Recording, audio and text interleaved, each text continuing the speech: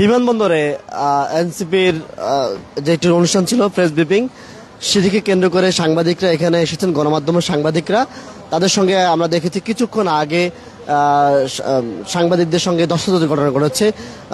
এটি আমরা যেমনটি জানতে পেরেছি যে এনসিপির যারা নেতৃবৃন্দ আছে তারা উত্তেজিত হয়ে কিন্তু সাংবাদিকদের বিরুদ্ধে আসলে তারা হাত দিয়েছেন, সাংবাদিকের গায়ে হাত দিয়েছেন, এমন একটি ঘটনা কিন্তু এই মুহূর্তে ঘটেছিল।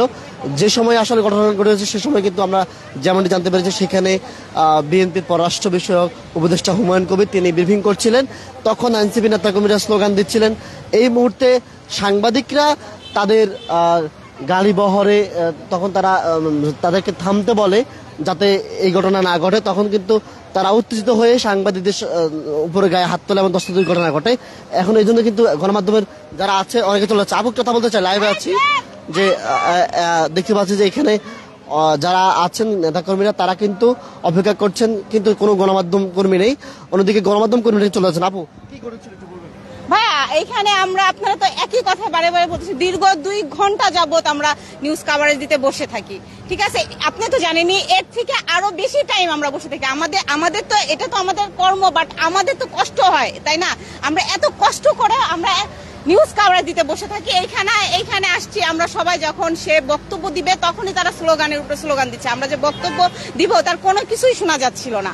হ্যাঁ, দেন আমাদের এক সাংবাদিক হয়তো বা তাদেরকে বলছে, ভাইয়া একটু স্লোগানটা পড়ে দেন, আর বক্তব্যটা নিয়ে এমন কিছু একটা, কারণ আমরাও তো তখন বক্তব্য নিচ্ছিলাম। হ্যাঁ, হঠাৎ করে তারা আমাদের সহকর্মীর গায়ে মানে আচরণ করছে, খারাপ আচরণ করছে, তারা বকাঝকা করছে। মানে তারা যে মনে করতেছে, কি যেন মনে করতেছে, মানে তারা নিউজ মানে তারাও মানে ইসে যেতে চায়, হ্যাঁ ক্যামেরার সামনে তারাও যেতে চায়, বাট মানে আমি আসলে তাদের কথা আসলে বলে বুঝাইতে পারবো না। তারা নেতা হয়েছে, ঠিক আছে, তাদেরকে স্বাগতম জানাই, বাট এরকম করা উচিত না সহকর্মীদের সঙ্গে।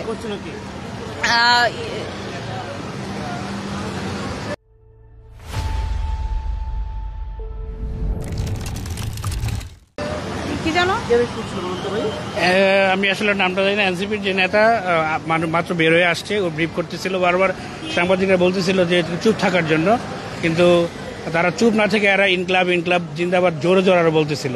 মানে এক কথা সাংবাদিকদেরকে অপমান। হ্যাঁ, পররাষ্ট্রমন্ত্রী উপদেষ্টা আসছিল। ওই সময় সাংবাদিকদের এক পর্যায়ে ধাক্কা দেয় আর কি, আমাদের স্টার নিউজের যে সাংবাদিক বড় ভাই রয়েছে ওনাকে ধাক্কা দেয় আর কি। এই পর্যায়ে সাংবাদিকরা সবাই নিউজ বয়কট করে একসাথে এক সাইডে চলে আসছে। ধন্যবাদ আপনাকে। দর্শক, যেমনটা আসলে দেখতে পাচ্ছেন যে এনসিপির নেতাকর্মীরা এই মুহূর্তে বিআইপি গেটে অবস্থান করছেন, কিন্তু কোনো সাংবাদিক এখানে নেই। সাংবাদিকরা কিন্তু একে একে অনেকে এখান থেকে চলে যাচ্ছেন। আমরা দেখছি যে অনেকে লাইভে যুক্ত আছেন, অনেকেই কিন্তু এই যে গাড়ি বহরটি আছে, গাড়ি দিয়ে তারা খবর সংগ্রহে এসেছেন বিমানবন্দরে, সে বিমানবন্দর থেকে তারা চলে গেছেন। আমরা যেমনটি জেনেছি যে এনসিপির একজন সংগঠক তিনি কিন্তু এখানে এসেছেন, আসার পরে তিনি প্রেস ব্রিফিং করছিলেন। সাংবাদিকরা তখন তাদের খবর সংগ্রহ না করে কিন্তু এখন তারা চলে যাচ্ছেন। দর্শক, এই ছিল এখন বিমানবন্দর থেকে আজকে এনসিপির খবরের সর্বশেষ। কি ঘটেছিল? আমি সকাল থেকে এখান থেকে আমরা উপস্থিত সাংবাদিকরা, তো এখানে ভিআইপি গেট থেকে যারা ডক্টর যারা আসবে তাদের অপেক্ষা মানে আমরা ছিলাম।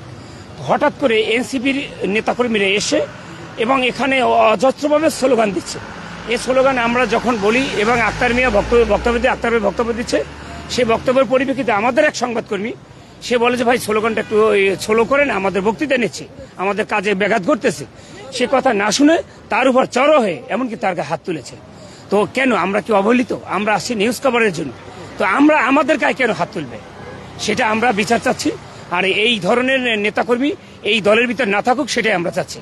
তারা যদি ক্ষমা না চায় কি করবেন? ক্ষমা যদি না চায় আমাদের ঊর্ধ্বতন কর্তৃপক্ষকে জানাবো। আমরা জানালে এ ধরনের অ্যাসাইনমেন্ট বা এই ধরনের প্রোগ্রাম আমরা করব না, এটাই বলে দিলাম। ধন্যবাদ। দর্শক, যেমনটা আসলে শুনছিলেন যে এনসিপির প্রেস ব্রিফিং